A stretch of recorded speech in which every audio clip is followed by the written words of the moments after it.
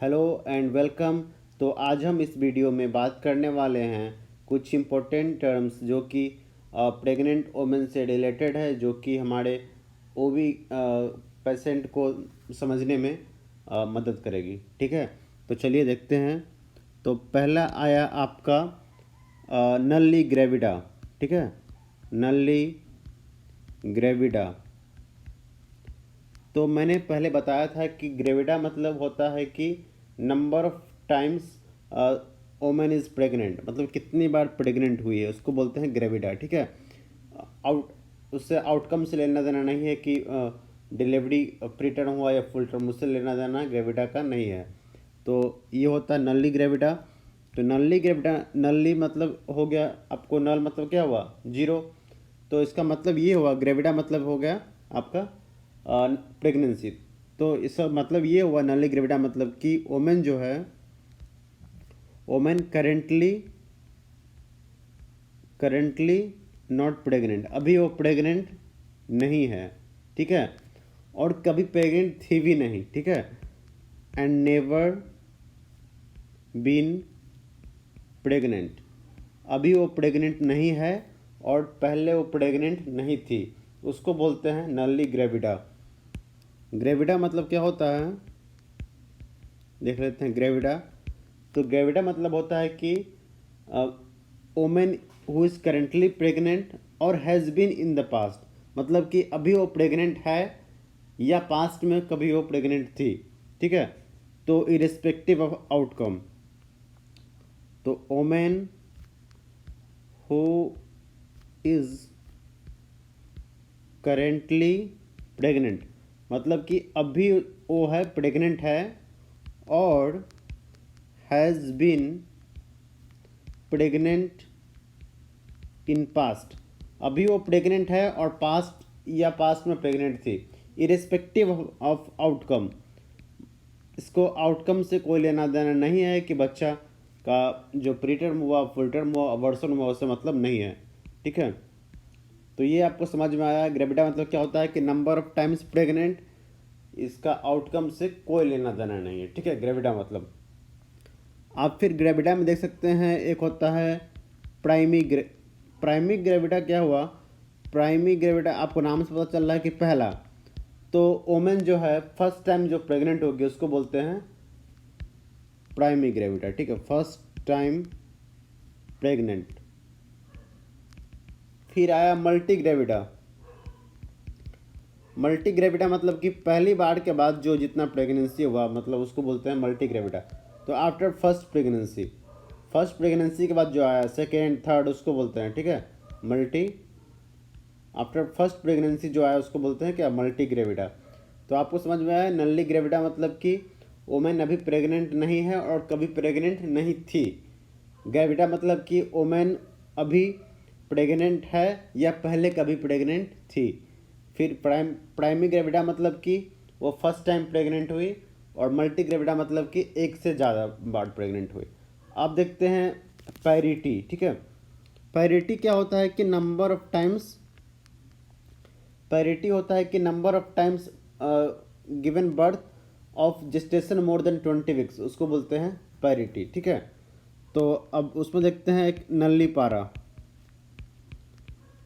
नल्ली पारा आपको नाम से पता चल गया, नल्ली मतलब कि नहीं, मतलब कि women who has never completed a pregnancy beyond 20 weeks. ठीक है, तो women has never completed pregnancy beyond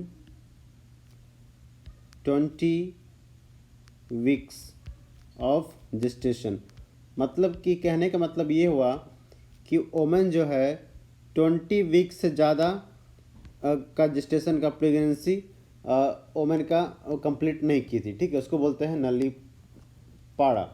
इसमें क्या है, नल्ली पारा में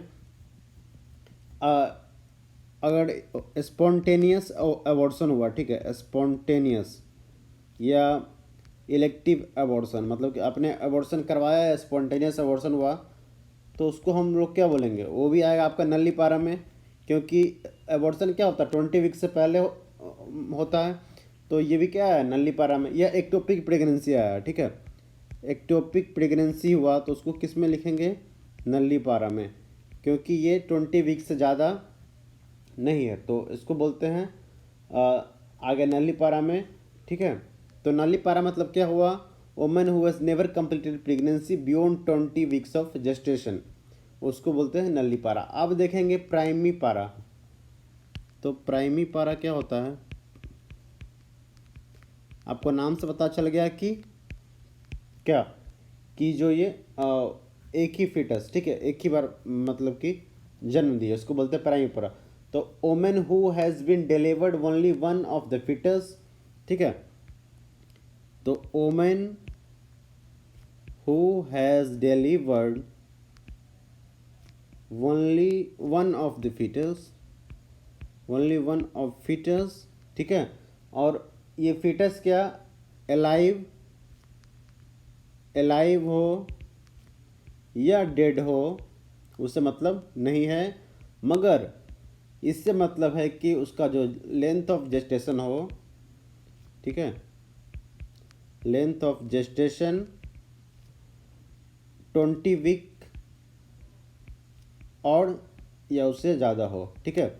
तो प्राइमी पारा में क्या हुआ आपका, प्राइमी पारा में हुआ ये कि जो वोमेन है वो delivered only one of the fetus, मतलब एक ही फिटस को जन्म दी, और उसका जो ये है आउटकम एलाइव और डेड, उससे मतलब नहीं है जिंदा हुआ कि मुर्दा, मतलब कि मरा हुआ बच्चा जन्म लिया, लेकिन उसका जो एज ऑफ जेस्टेशन AOG होना चाहिए, वो क्या होना चाहिए, सॉरी ये 2 कैसे लिख दिए,